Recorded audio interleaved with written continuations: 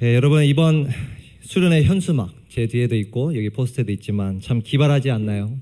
우리 리더들이 정말 좋은 아이디어로 이렇게 현수막을 만들어준 것 같아요. 이제 주제가 하나님의 부르심이다 보니까 우리 안드로이드 유저들에게 미안하지만 우리 아이폰 화면을 따서 이렇게 지금 여러분들의 기준에서 보면 오른쪽에 초록색이죠. 오른쪽에 초록색, 왼쪽에 빨간색 버튼이 있어요. 전화가 오면 이 화면이 뜹니다. 그리고 두 가지의 선택이 있죠.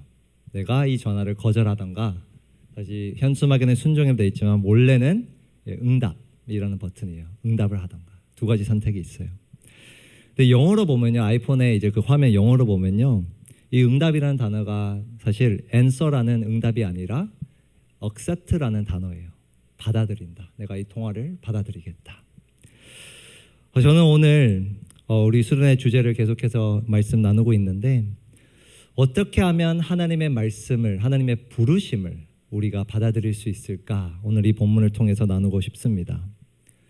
매번 전화가 들려올 때마다 우리는 그 통화를, 그 부르심을 거절할 수 있고 혹은 받아들일 수 있는데, 사실 하나님의 부르심은 그 초록색 버튼을 누르는 것처럼 그 부르심을 받아들이는 것은 마냥 쉽지만은 않습니다. 어떻게 하면 우리가 그 하나님의 전화 통화 부르심에 초록색 버튼 받아들인다라는 그 버튼을 누를 수 있을까요? 오늘 이 누가복음 5장 1절에서 11절 말씀을 통해서 두 가지의 방법을 함께 나누고자 합니다. 조금 전에 읽었지만 우리 1절에서 3절을 다시 보시면 오늘 본문의 상황이 그렇습니다.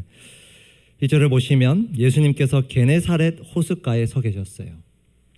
그런데 그곳에서 사람들이 엄청나게 밀려옵니다. 그 호숫가에 계신 예수님께. 너무 많아가지고 어떻게 하셨냐, 2절에 보니까 예수께서 보시니 배 두 척이 호숫가에 되어 있고 배를 발견하셨어요. 근데 어떠한 배인가? 어부들이 사용하는 배예요. 사실 우리가 생각하는 지금의 어선처럼 크진 않고요, 작은 배입니다. 그래서 그 배를 빌리고 있는 거예요. 빌려가지고 3절에 보면 그 배 위에서 예수님께서, 그러니까 배 위에서 사람들을 향해 말씀을 가르치기 시작하셨어요. 사람들이 너무 몰려와서. 그런 와중에 배경의 이야기예요. 4절에 보니 자신이 말씀을 다 가르치신 후에 이렇게 말씀하세요. 예수께서 말씀을 그치시고 시몬에게 말씀하셨다. 깊은 데로 나가 그물을 내려서 고기를 잡아라.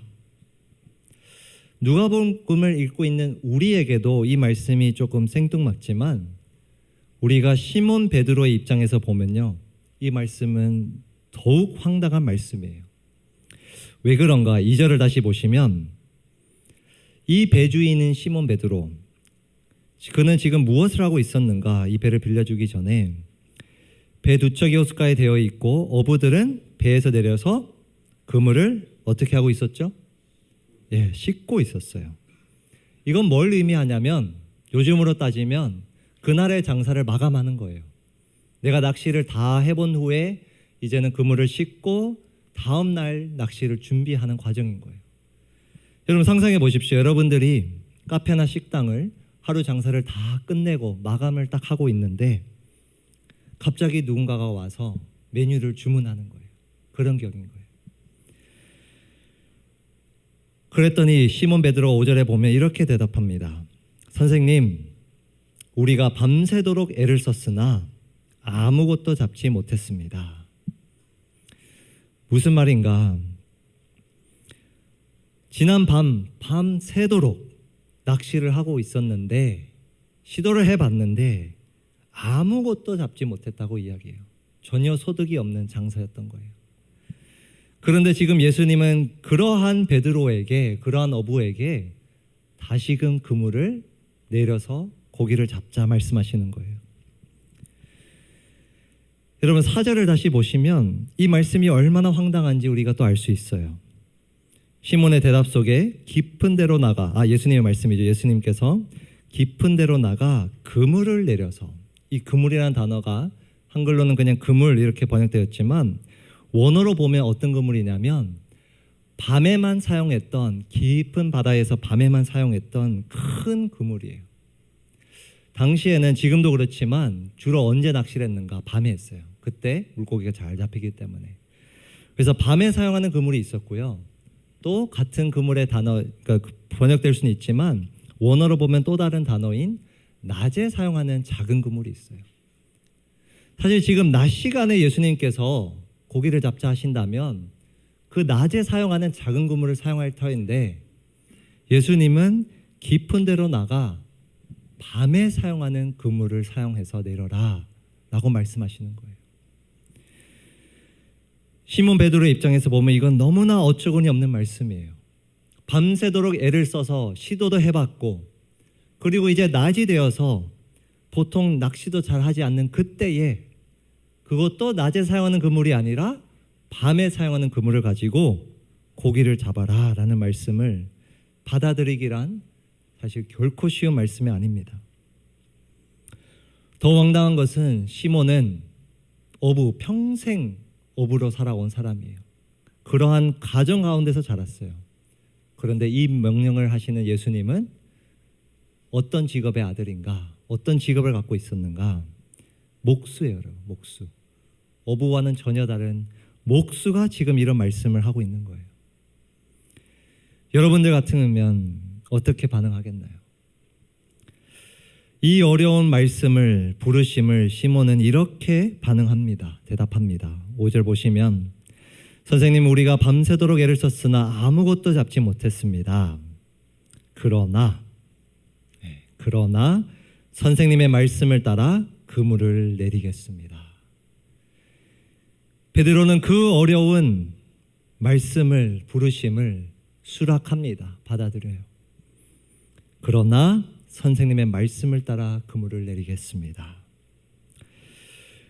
여러분 우리가 어떻게 하면 하나님의 그 전화에 이 초록색 버튼을 누를 수 있을까요? 어떻게 하면 하나님의 부르심을 온전하게 받아들일 수 있을까요? 첫 번째 원리는 1번 대신데요. 나의 생각을 뛰어넘는 부르심을 받아들이는 것입니다. 나의 생각을 뛰어넘는 하나님의 부르심을 받아들이는 거예요.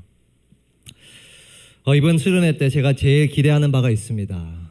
말씀도 딱 주일 한번 전하면 돼서 너무 마음이 편한 와중에 제가 수련회 때 사실 제일 기대하는 바는 바로 농구 골대예요. 이 수련회 장소 야외의 장소에 농구 골대가 하나 있더라고요. 좀 허름하긴 하지만 그게 너무 설레더라고요. 그래서 농구공을 제가 꼭 챙겨갈 텐데 우리 청년들과 또 이렇게 농구를 좀 할 수 있는 그 시간이 정말 제일 기대가 됩니다. 그럼 제가 나름 농구를 꽤나 오래 해왔던 사람이에요. 선수 생활도 조금 했었고요. 그러한 저에게 오른손잡인데요. 그러한 저에게 누군가가 와서 목사님, 슛은 그렇게 하는 게 아니에요. 왼손에 꽉 힘을 주고 공을 던져야 합니다. 이렇게 얘기한다면 아무리 사랑하는 청년일지라도 들은 척도 안 할 겁니다. 농구를 해보신 분들은 알지만 여러분 왼손은 어떻게 해야 되죠? 거들 뿐이에요. 거들 뿐. 근데 누군가에게 농구를 해왔던 저에게 왼손에 힘을 꽉 주고 슛을 쏘세요 라고 한다면 저는 전혀 거기에 대해서 응답할 생각이 없어요. 여러분 이게 시몬 베드로의 입장이었어요. 자기는 평생 어부로 살아왔는데 해왔던 방식이 있고 성공을 하는 길을 아는데 그럼에도 불구하고 그는 이 부르심을 받아들인 거예요. 오늘 본문처럼 하나님의 부르심은 대부분의 경우는 우리의 생각을 다 뛰어넘는 부르심이에요.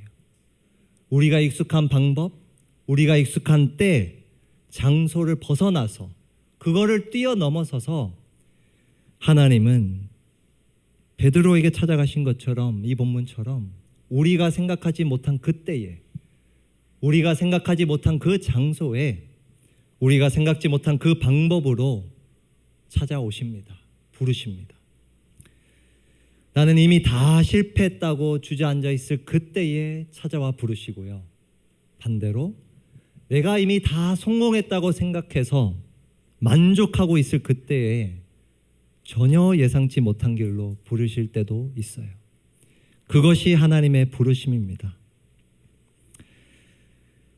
우리가 삶을 살아가면서 우리가 원하지 않는 그 타이밍에, 내가 가장 바쁠 그때에 하나님은 전화를 주십니다.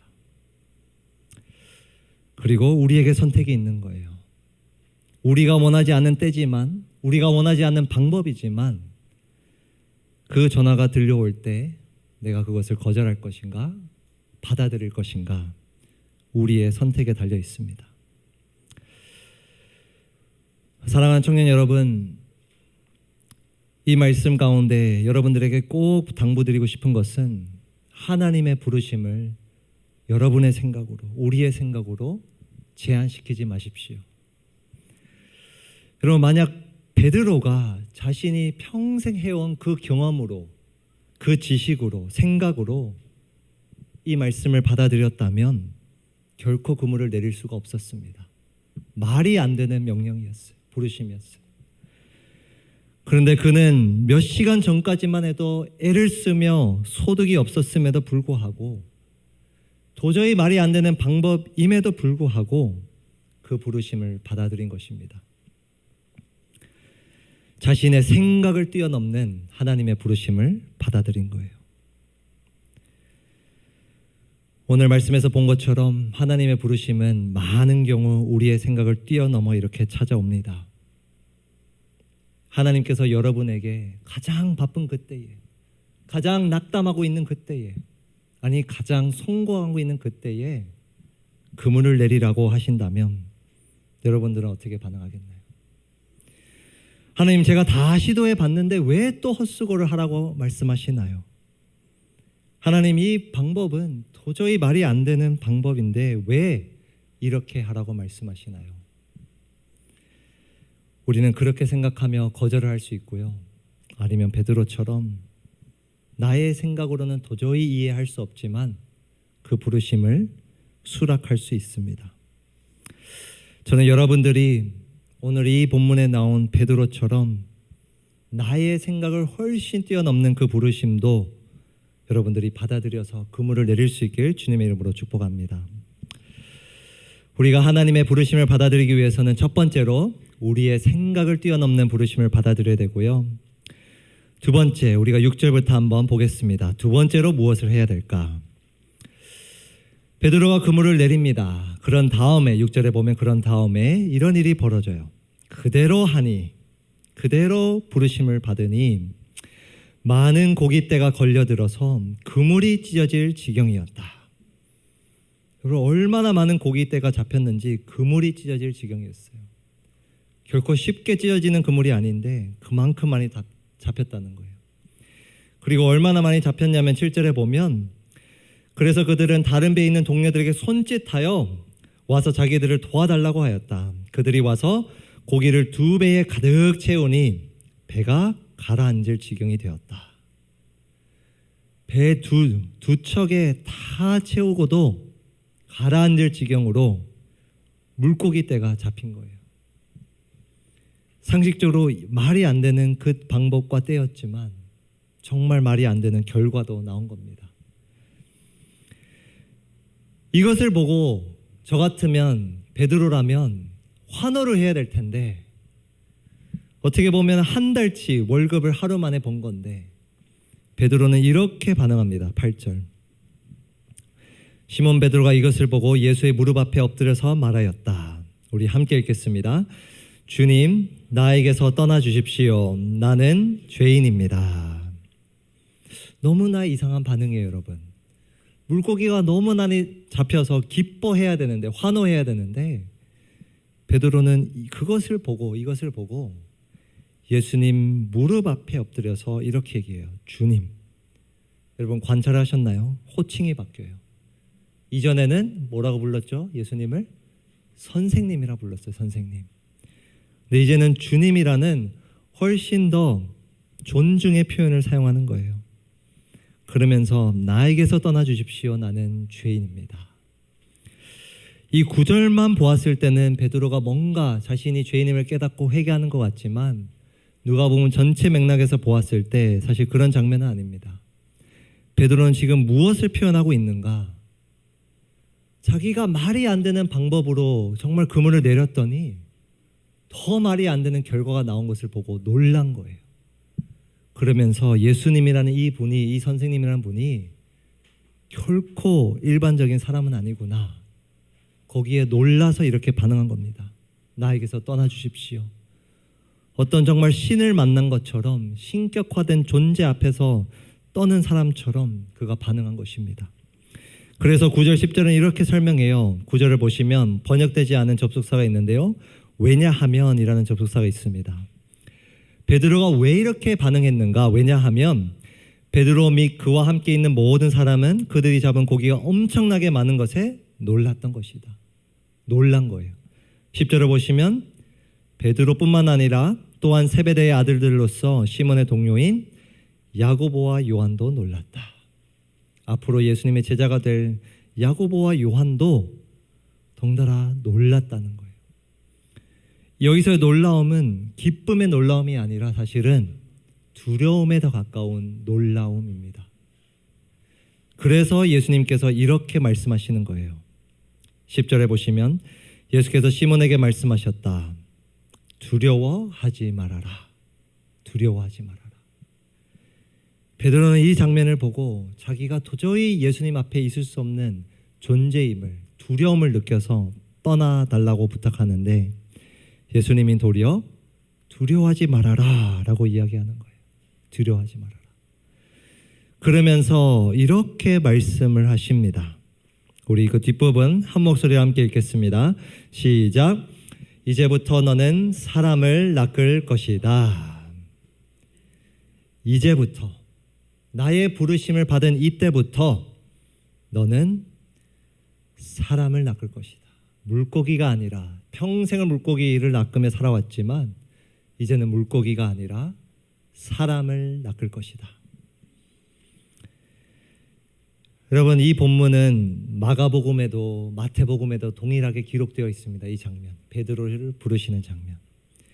그런데 신기하게도요, 마태, 마가에는 다 하나같이 예수님이 베드로를 부르실 때 나를 따르라 라는 그 명령이 있어요. 나를 따르라. 그런데 누가복음 이 본문에서만 그 말씀이 생략되었어요. 왜 그럴까 생각해 보면 누가는 이 장면을 묘사하면서 베드로에게 주신 그 사명, 부르심 가운데 이 부분을 강조하고 싶었던 것 같아요. 이제부터 너는 사람을 낚을 것이다 라는 이 명령에 초점을 두고 싶었던 거예요. 무슨 말씀인가? 이제부터 하나님의 부르심을 받아들이는 그 순간부터 이제는 베드로에게 새로운 초점, 새로운 관심사, 새로운 소명을 주신 거예요. 그가 평생을 물고기를 잡으며 살아왔던 그에게, 평생을 물고기를 쫓으며 살아왔던 그에게 새로운 목적을 주신 겁니다. 지금은 이 낚는다는 표현이 조금 나쁘게 들리잖아요. 사람을 낚는다 했을 때. 근데 원어로 보면요, 전혀 그런 뜻이 아닙니다. 이 낚다라는 이 원어의 표현은 누군가를 생포하다 이런 뜻이에요.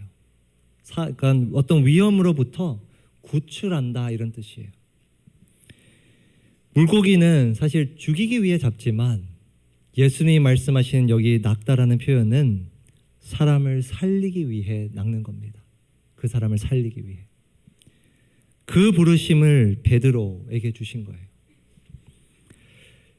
이 부르심 앞에 베드로는 어떻게 반응했는가? 11절, 그들은 배를 무태된 뒤에 모든 것을 버려두고 예수를 따라갔다. 여러분, 베드로는 말이 안 되는 자신의 생각을 뛰어넘는 그 부르심 앞에 그물을 그대로 내렸고요. 이제는 사람을 살리라는 그 새로운 부르심 앞에 그는 모든 것을 내려두고 예수님을 따라갑니다. 받아들인 거예요, 그 부르심을. 하나님의 부르심을 받아들이기 위해 우리는 우리의 생각을 뛰어넘는 그 부르심을 받아들여야 되고요. 그리고 마지막으로 두 번째로 어떻게 해야 되는가? 바로 사람을 살리는 그 부르심을 받아들여야 합니다. 사람을 살리는 부르심을 받아들여라. 여러분, 오늘 본문에서 베드로를 부르시는 장면을 보면 베드로는 실제로 정말 모든 것을 버려두고 예수님을 따랐어요. 무슨 말이냐면 자신의 그 직업을 내려놓고 예수님을 따라갔습니다. 물론 우리가 나중에 성경에 보면 예수님이 십자가에 돌아가신 뒤 그는 다시 그 본업으로 돌아가긴 했지만 예수님과 함께하는 그 동안에는 정말 직장을 그만 내려놓고 예수님을 다 따라갔어요. 그런데 이 장면이 그렇다면 우리에게 지금의 학업과 직업을 다 내려놓으라는 말씀인가? 그렇지 않습니다, 여러분.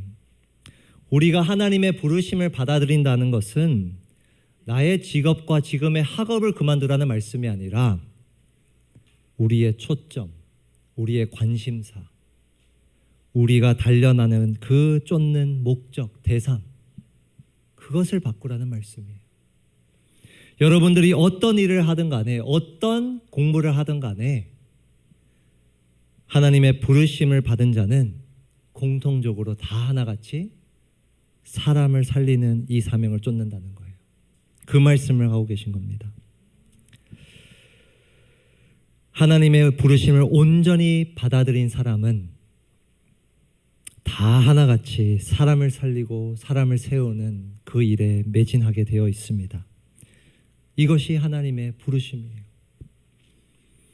여러분들이 어떤 공부를 하든 나중에 어떤 회사에 취직을 해서 일을 하든 아니 어떤 성향을 갖고 있든 하나님은 우리 모두에게 예수님의 제자가 되라고 말씀하시고 예수님이 제자된 우리 모두는 동일하게 또 다른 제자를 삼아야 합니다.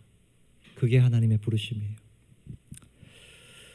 이번 주일 말씀을 준비하면서 또 이번 수련을 계속해서 준비하면서 이 주제를 묵상하면서 저의 청년 시절이 떠올랐습니다. 제가 대학 졸업을 정말 한두 달 앞두고 이제 그 지역을 떠나야 되는 상황 속에서 저의 청년부 목사님께서 당시 청년부 목사님께서 아직도 그 때가 기억이 나요. 같이 산책을 하고 있었어요. 거의 뭐 등산에 가까운 산책이었는데 같이 그렇게 산책을 하고 있는데 이렇게 부르시더니 이런 말씀을 하시는 거예요. 내가 지난 한 4, 5년 동안 너를 지켜봤는데 목사로서의 은사가 있는 것 같다. 그래서 목회기를 좀 고민해 보면 좋겠다. 저는 목회자의 아들로 자라며 사실 가끔 초등학교 때는 목사라는 그 꿈 안에 적기는 했지만 그 이후로는 단 한 번도 목사가 될 거라는 생각은 안 했습니다. 공대를 나왔고 이제 항공공학이라는 내 전공을 살려서 뭔가를 해야지라는 그 생각 가운데 있었는데 그 고민뿐이었는데 제가 생각지도 못한 타이밍에 제가 생각지도 못한 길로 하나님은 그 목사님을 통해서 부르고 계셨던 거예요. 사실 그 권면을 받고 나서 수년이 지나서야 저는 사실 그 부르심에 순종을 하게 되었는데 아직까지도 목사님과 나눈 짧은 대화가 기억이 나요. 그렇게 권면을 하시자 저는 사실 조금 반항하는 마음으로 사실 물었어요. 목사님, 목사하는 게 그렇게 좋나요? 목회 길이 정말 보람된가요? 솔직하게. 그랬더니 목사님이 이렇게 대답해 주셨어요. 사람을 세우는 일은 그 어떠한 일보다 정말 보람이 있다. 사람을 세우는 일은 그 어떠한 일보다 보람이 있다. 그러면서 이렇게 말씀해 주셨어요. 네가 앞으로 목사가 되든 안 되든 꼭 사람을 세우는 그 일을 하면 좋겠다. 어떠한 직업을 갖든 그게 정말 가장 보람된 일임을 네가 직접 경험해 보면 좋겠다라고 이렇게 말씀해 주셨어요.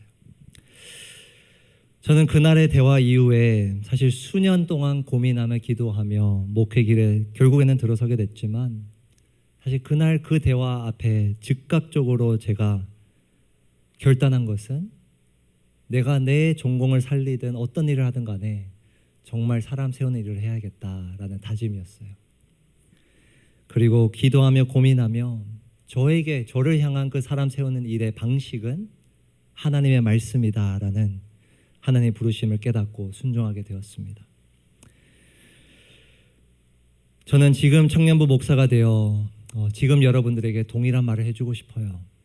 여러분들어 신학교에 가라 목사가 되라 것이 아니라 어떤 일을 하든 간에 의료 쪽에 종사를 하든 경영 쪽에 종사를 하든 자신의 비즈니스를 하든 가르치는 일을 하든 어떤 일을 하든 간에 여러분 이 하나님의 부르심을 붙잡고 사십시오.